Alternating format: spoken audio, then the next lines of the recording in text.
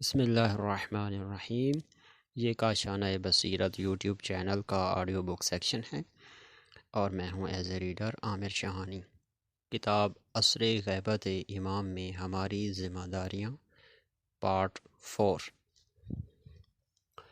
فصل دوم، دعا برائے تعجیل ظہور امام مہدی عجل اللہ فرجہ الشریف کے فوائد۔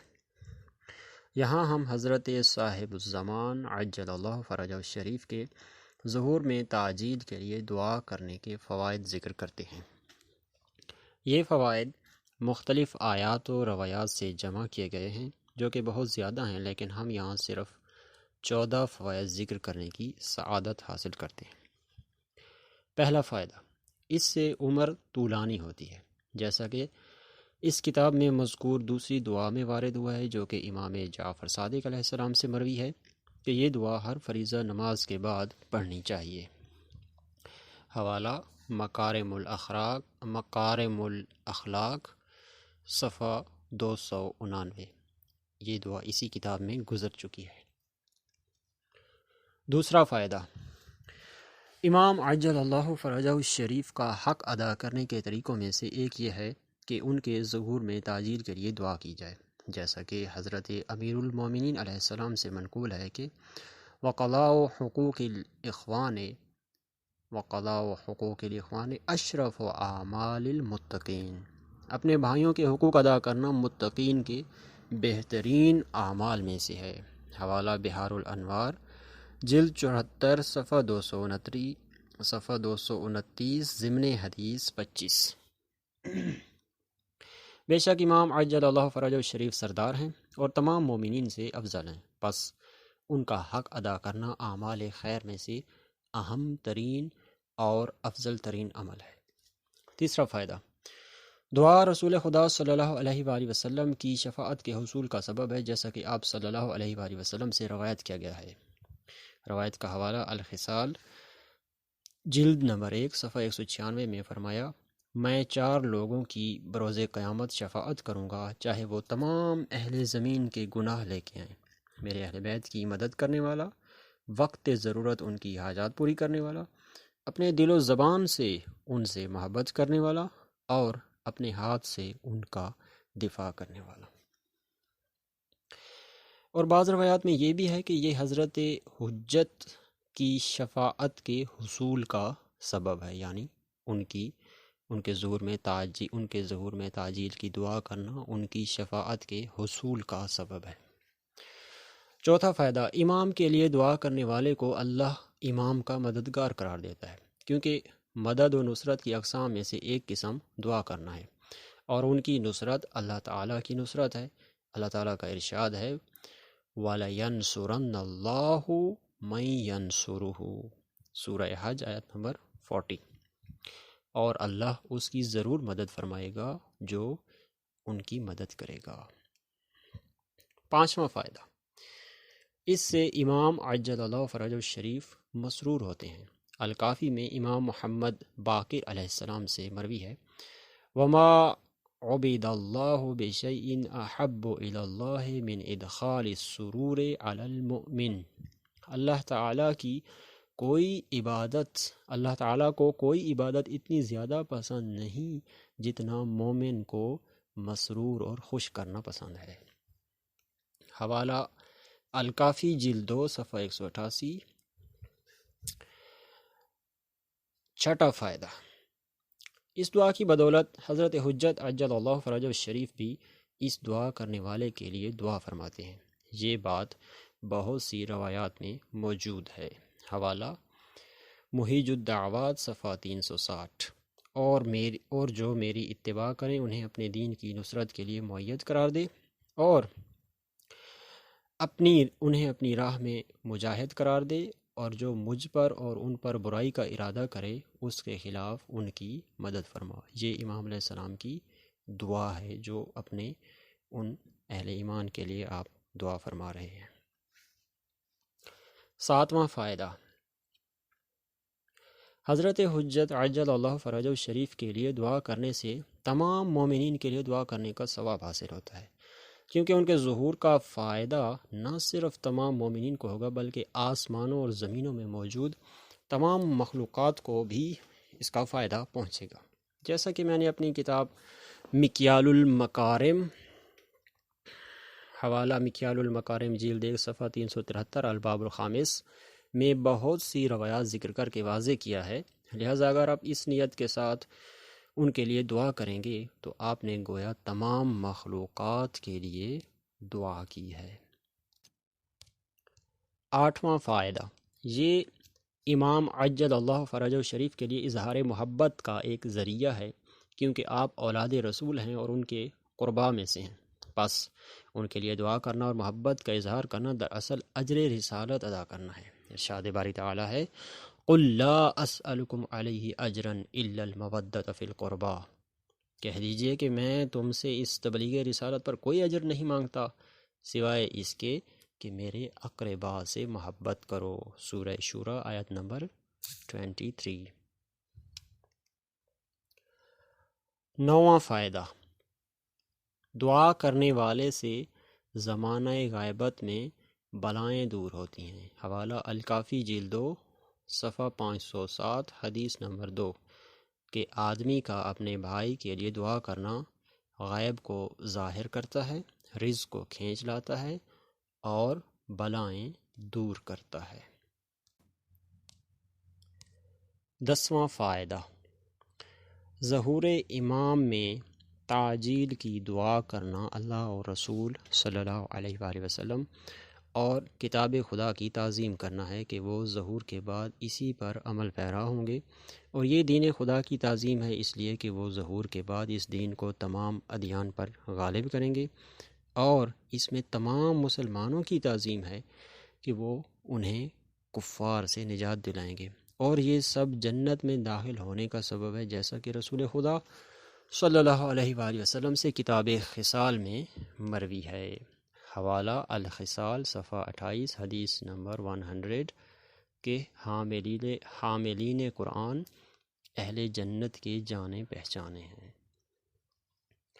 11واں فائدہ، تعجیل فرج کے لیے دعا کرنے سے مظلوم کی مدد کرنے کا ثواب حاصل ہوتا ہے، اور یہ عمل بروز قیامت پل صراط کو آسانی سے عبور کرنے کا سبب ہے، جیسا کہ حضرت امام زین العابدین علیہ السلام سے مروی ہے۔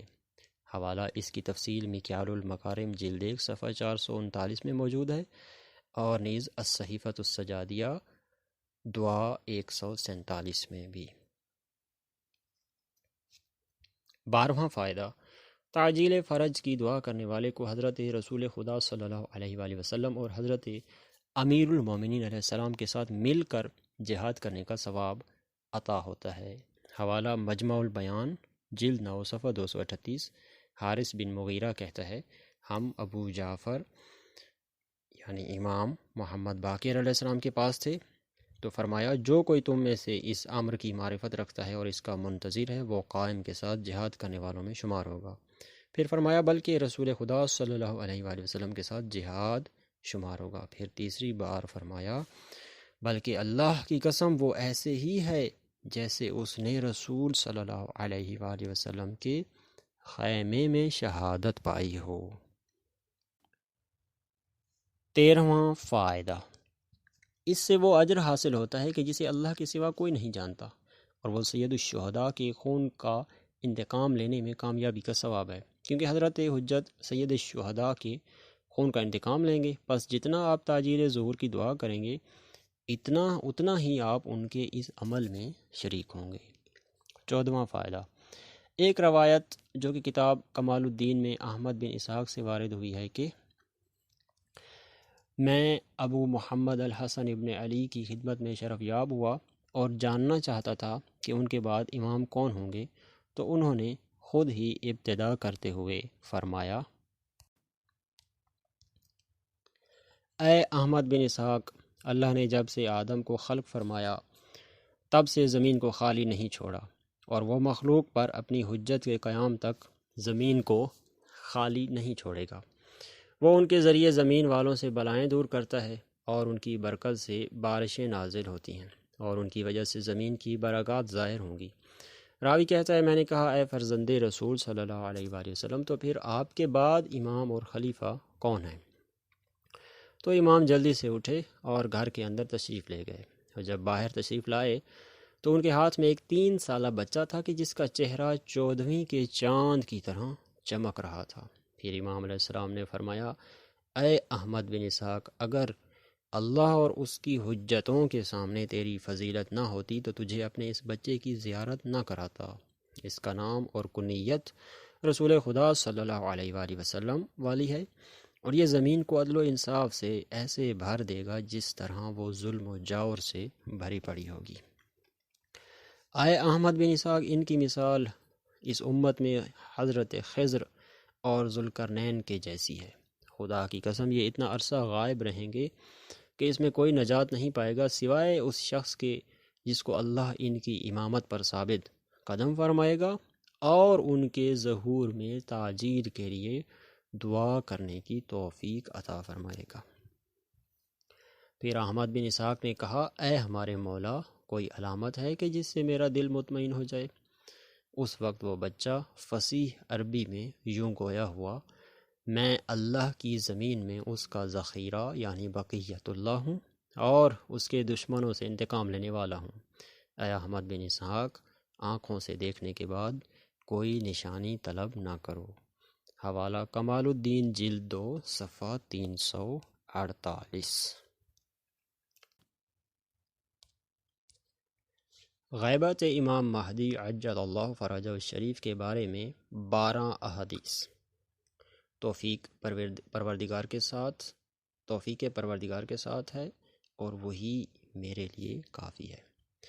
اس مقام پر مؤلف کتاب ھذا بندہ گنہگار و خطاکار محمد تقی بن عبد الرزاق مناسب بلکہ لازم سمجھتا ہے کہ امام کی غیبت سے متعلقہ ائمہ اہل بیت علیہم السلام کی 12 احادیث نقل کرے تاکہ یہ ہر خاص و عام کے لیے مکمل نفع بخش ہوں اور اس حقیر کے لیے ذخیرہ آخرت قرار پائیں۔ یہ احادیث شیخ صدوق کی کتاب کمال الدین و تمام النعمہ سے نقل کر رہا ہوں اور پر امید ہوں کہ یہ عمل حضرت حجت کی خدمت اقدس میں پیش ہو انشاءاللہ تعالی۔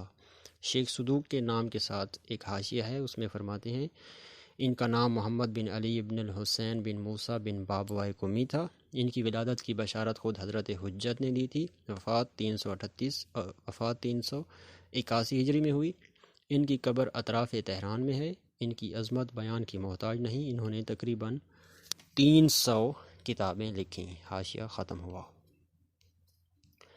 پہلی حدیث، رسول خدا صلی اللہ علیہ وآلہ وسلم نے فرمایا مہدی میری اولاد میں سے ہیں، ان کا نام میرا نام، ان کی کنیت میری کنیت ہے، وہ لوگوں میں سے سب سے زیادہ خلق و خلق میں میرے مشابہ ہیں، ان کے لیے ایک ایسی غیبت ہوگی کہ جس پر حیرانی اور سرگردانی میں امتیں گمراہ ہو جائیں گی، پھر وہ شہاب ثاقب کی طرح ظاہر ہوں گے اور زمین کو عدل و انصاف سے یوں بھر دیں گے جس طرح پہلے وہ ظلم و جور سے بھری پڑی ہوگی۔ حوالہ کمال الدین جلد 1 صفحہ 286، حدیث نمبر 1 اور حدیث نمبر 4۔ دوسری حدیث، امیر المومنین علی بن ابی طالب علیہ السلام نے فرمایا، اسبغ بن نباتہ کہتے ہیں کہ میں امیر المومنین علیہ السلام کی خدمت میں شرف یاب ہوا تو دیکھا کہ آپ کسی فکر میں ڈوبے ہوئے ہیں، زمین کرید رہے ہیں۔ میں نے عرض کیا اے امیر المومنین، میں نے آج تک آپ کو اس قدر فکر مند نہیں پایا، کیا دنیا کی کوئی فکر لاحق ہے؟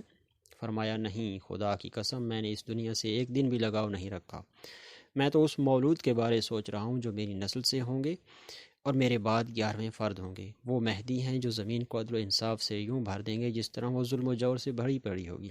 ان کے لیے ایک ایسی غیبت ہوگی کہ جس میں کچھ اقوام گمراہ ہو جائیں گی اور کچھ ہدایت پائیں گی۔ میں نے عرض کیا یا امیر المومنین علیہ السلام، کیا ایسا ہوگا؟ فرمایا ہاں، یہ ہو کر رہے گا۔ حوالہ کمال الدین جلد 1 صفحہ 299، حدیث نمبر 1۔ تیسری حدیث، حضرت امام حسن مجتبی علیہ السلام نے فرمایا، ہم اہل بیت میں سے کوئی ایسا نہیں جس کے گلے میں طاغوت کے ساتھ مصلحت کا طوق نہ ہو، سوائے ہمارے قائم کے کہ جو روح اللہ عیسیٰ ابن مریم کو نماز پڑھائیں گے، اللہ تعالیٰ ان کی ولادت کو مخفی رکھے گا اور ان پہ غیبت کا پردہ ڈال دے گا تاکہ جب وہ ظہور کریں تو ان کی گردن پہ کسی کی بیعت کا توق نہ ہو۔ وہ میرے بھائی حسین ابن سیدۃ النساء کی اولاد میں سے 9ویں ہوں گے۔ اللہ ان کی غیبت میں ان کی عمر کو طول دے گا، پھر اپنی قدرت سے انہیں ایک 40 سالہ جوان کی مانند ظاہر فرمائے گا۔ حوالہ کمال الدین جلد 1 صفحہ 316 حدیث نمبر 2۔ چوتھی حدیث، حضرت امام حسین علیہ السلام نے فرمایا، اس امت کا قائم میری اولاد میں سے میرے 9ویں فرزند ہوں گے اور وہ صاحب غیبت ہوں گے۔ ان کی میراث تقسیم کی جائے گی جبکہ وہ زندہ ہوں گے۔ حوالہ کمال الدین جلد 1 صفحہ 317 حدیث نمبر 2۔ پانچویں حدیث، حضرت امام زین العابدین علیہ السلام نے فرمایا، آپ نے ابو خالد کابلی سے فرمایا، شروع میں حدیث کا کچھ حصہ یہاں بیان نہیں ہوا، ڈاٹ ہیں، اور اس کے بعد درمیان سے شروع کیا ہے کہ پھر اس کے بعد ولی خدا اور رسول خدا صلی اللہ علیہ وآلہ وسلم کے اوصیاء میں سے 12ویں کے لیے ایک طویل غیبت کا زمانہ ہوگا۔ اے ابو خالد، ان کی غیبت کے زمانہ میں وہ لوگ جو ان کی امامت کے قائل اور ان کے ظہور کے منتظر ہوں گے وہ تمام زمانے کے لوگوں سے افضل ہوں گے، کیونکہ اللہ انہیں علم و معرفت سے نوازے گا اور ان کے نزدیک غیبت بھی مشاہدہ کی طرح ہوگی۔ ان کا مقام ان مجاہدین کے برابر ہوگا جنہوں نے رسول خدا صلی اللہ علیہ وآلہ وسلم کی اقتداء میں تلوار سے جہاد کیا۔ یہی لوگ حقیقتاً ہمارے مخلص اور سچے شیعہ ہوں گے۔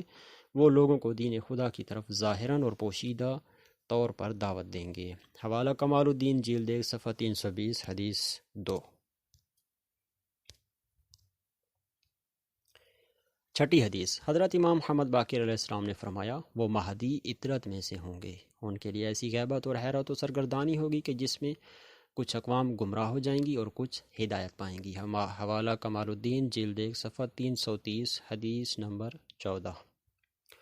ساتویں حدیث، حضرت امام جعفر صادق علیہ السلام سے، عبداللہ بن ابی یعفور روایت کرتے ہیں کہ امام جعفر صادق علیہ السلام نے فرمایا، جس نے میرے آباء و اولاد میں سے تمام ائمہ کا اقرار کیا اور مہدی کا انکار کیا تو یہ ایسے ہی ہے جیسے اس نے تمام انبیاء کا اقرار کیا اور محمد صلی اللہ علیہ وآلہ وسلم کا انکار کیا۔ میں نے عرض کیا، اے میرے آقا، آپ کی اولاد میں سے مہدی کون ہوں گے؟ فرمایا، ہماری نسل سے 7ویں پشت سے 5ویں ہوں گے، وہ تمہاری نظروں سے غائب رہیں گے اور تمہارے لیے ان کا نام لینا جائز نہ ہوگا۔ کمال الدین جلد 1 صفحہ 337 حدیث نمبر 12۔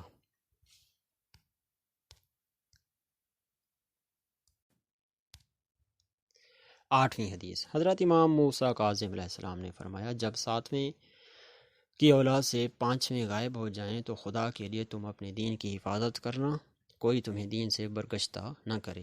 اے میرے فرزند، اس صاحب امر کے لیے غیبت ضروری ہے، یہاں تک کہ وہ لوگ بھی اس سے پلٹ جائیں جو کہا کرتے تھے کہ یہ اللہ کی طرف سے مخلوق کے لیے آزمائش ہے۔ کمال الدین جلد 1 صفحہ 337 حدیث نمبر 12۔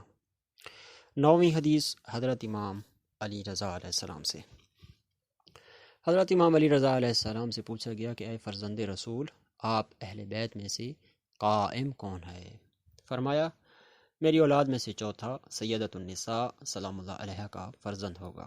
اللہ ان کے ذریعے زمین کو ہر ظلم و ستم سے پاک و پاکیزہ کر دے گا۔ لوگ ان کی ولادت میں شک کریں گے، وہ اپنے ظہور سے پہلے غیبت میں رہیں گے، پس جب وہ ظہور کریں گے تو زمین ان کے نور سے چمک اٹھے گی اور وہ لوگوں کے درمیان میزان عدل قائم کریں گے، پھر کوئی کسی پر ظلم نہیں کرے گا۔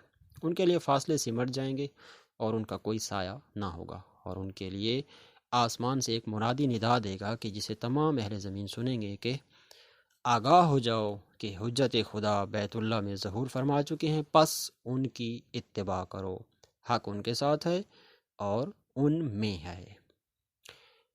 حوالہ کمال الدین صفحہ 371 حدیث نمبر 5۔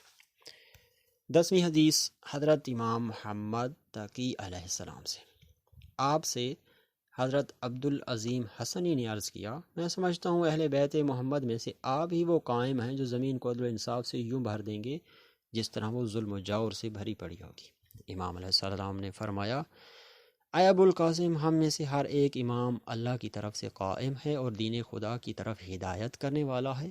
لیکن وہ قائم جو زمین کو کافروں اور منکروں سے پاک کرے گا اور زمین کو عدل و انصاف سے بھر دے گا، وہ امام ہوگا کہ جس کی ولادت لوگوں سے مخفی ہوگی۔ وہ لوگوں کی نظروں سے غائب ہوں گے اور ان پر ان کا نام لینا حرام ہوگا۔ ان کا نام و کنیت وہی رسول اللہ صلی اللہ علیہ وآلہ وسلم والی ہوگی۔ ان کے لیے فاصلے سمٹ جائیں گے، ہر سختی اور مشکل ان کے لیے آسان ہو جائے گی، اور اہل بدر کی تعداد کے برابر 313 اصحاب زمین کے کونے کونے سے ان کے لیے جمع ہو جائیں گے۔ اور یہ اللہ کا ارشاد ہے، اینما تکونوا یأتی بکم اللہ جمیعا ان اللہ علی کل شیء قدیر۔ پس جب یہ اہل اخلاص ان کے لیے جمع ہو جائیں گے تو اللہ اپنے امر کو ظاہر کر دے گا، اور جب 10,000 کا لشکر جمع ہو جائے گا تو اللہ کے حکم سے خروج کریں گے، اور وہ اس وقت تک دشمنان خدا کو قتل کریں گے جب تک اللہ راضی نہ ہو جائے۔ عبدالعظیم کہتے ہیں، میں نے عرض کیا مولا یہ کیسے پتہ چلے گا کہ اللہ راضی ہو گیا ہے؟ فرمایا اللہ ان کے دل میں رحم ڈال دے گا، اور جب وہ مدینہ میں داخل ہوں گے تو لات و عزا کو نکال کر جلا دیں گے۔ مصنف کہتے ہیں میرے نزدیک لات سے مراد پہلا ظالم اور عزا سے مراد دوسرا ظالم ہے۔ 11ویں حدیث، حضرت امام علی نقی علیہ السلام نے فرمایا، میرے بعد میرا بیٹا حسن عسکری امام ہوگا، اور ان کے بعد کیا ہی امامت ہوگی؟ میں نے پوچھا میں آپ پر قربان جاؤں، وہ کیوں؟ فرمایا کیونکہ تم انہیں نہیں دیکھ پاؤ گے اور تمہارے لیے ان کا نام لینا جائز نہ ہوگا۔ میں نے عرض کیا کیا ہم کیسے ان کا تذکرہ کریں؟ فرمایا یوں کہو حجت آل محمد۔ کمال الدین جلد 2 صفحہ 381 حدیث نمبر 5۔ 12ویں حدیث، حضرت امام حسن عسکری علیہ السلام سے احمد بن اسحاق نے پوچھا ان میں خضر و ذوالقرنین کی کون سی سنت ہوگی؟ فرمایا اے احمد لمبی غیبت۔ عرض کیا فرزند رسول کیا ان کی غیبت بہت طولانی ہوگی؟ فرمایا ہاں قسم بخدا، یہاں تک کہ اس امر پر ایمان رکھنے والوں میں سے اکثر اپنی بات سے پھر جائیں گے، اور فقط وہی بچے گا جس سے اللہ نے ان کی ولایت کا عہد لے رکھا ہے اور اس کے دل میں ایمان جاگزین کیا ہے اور اپنی روح سے اس کی تائید کی ہے۔ حاشیے میں فرماتے ہیں یہ حدیث فوائد دعا میں 14ویں فائدہ میں ذکر کی گئی حدیث کا ابتدائی حصہ ہے۔ دعا کے فوائد جو پیچھے گزر چکے ہیں۔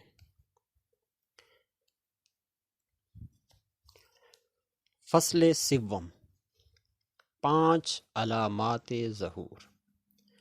حضرت امام مہدی عجل اللہ فرجہ الشریف کا ظہور کسی وقت کے ساتھ معین اور خاص نہیں ہے۔ غیبت نعمانی میں حضرت امام جعفر صادق علیہ السلام سے مروی ہے کہ آپ نے ابو بصیر سے فرمایا انا اہل بیت لا نوقت وقد قال محمد صلی اللہ علیہ وآلہ کذب الوقاتون یا ابا محمد انا قدام هذا الامر 5 علامات اولاہن النداء فی شہر رمضان وخروج السفیانی وخروج الخراسانی وقتل النفس الزکیہ وخسف بالبیداء۔ ہم اہل بیت وقت مقرر نہیں کر رہے۔ حضرت رسول خدا صلی اللہ علیہ وآلہ وسلم نے فرمایا تھا کذب الوقاتون یعنی وقت مقرر کرنے والے جھوٹے ہیں، ظہور کا وقت مقرر کرنے والے جھوٹے ہیں۔ اے ابو محمد اس امر یعنی ظہور کی 5 علامتیں ہیں۔ ان میں سے پہلی ماہ رمضان میں آسمانی ندا کا آنا، دوسری سفیانی کا خروج، تیسری خراسانی کا خروج، چوتھی نفس زکیہ کا قتل، اور 5ویں خسف بیدا یعنی وادی بیدا کا زمین میں دھنس جانا۔ حوالہ ہے غیبت نعمانی صفحہ 299 حدیث نمبر 6۔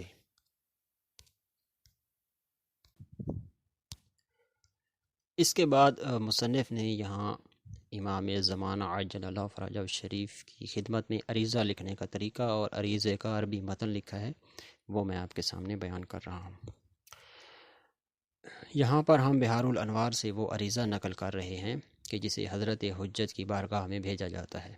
یہ عریضہ لکھ کر کسی پاک مٹی میں ڈال کر کسی نہر یا پانی کے چشمہ میں ڈالا جائے اور ڈالتے وقت یہ کہیں: یا سیدی یا ابا القاسم یا حسین ابن روح، سلام علیکا اشہد ان وفاتک فی سبیل اللہ وانک حی عند اللہ مرزوق وقد خاطبتک فی حیاتک التی لک عند اللہ عز وجل وهذه رقعتی وحاجتی الی مولانا علیہ السلام فسلمها الیہ فانت الثقۃ الامین۔ اب جو ہے عریضہ بحضور حضرت صاحب الزمان عجل اللہ فرجہ الشریف۔ بسم اللہ الرحمن الرحیم۔ کتبت الیک یا مولاي صلوات اللہ علیک مستغیثا وشکوت ما نزل بی مستجیرا باللہ عز وجل ثم بک من امر قد داہمنی واشغل قلبی واطال فکری وسلبنی بعض لبی وغیر خطیر نعمت اللہ عندی اسلمنی عند تخیل ورودہ الخلیل وتبرأ منی عند ترائی اقبالہ الی الحمیم وعجزت عن دفاعہ حیلتی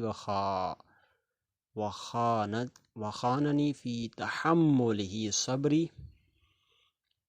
وقوتی فلجأت فیہ الیک وتوکلت فی المسألة للہ جل ثناؤہ علیہ وعلیک وفی دفاعہ عنی علما بمکانک من اللہ رب العالمین ولی التدبیر ومالک الامور واثقا بک فی المسارعۃ فی الشفاعۃ الیہ جل ثناؤہ فی امری متیقنا لاجابتہ تبارک وتعالی ایاک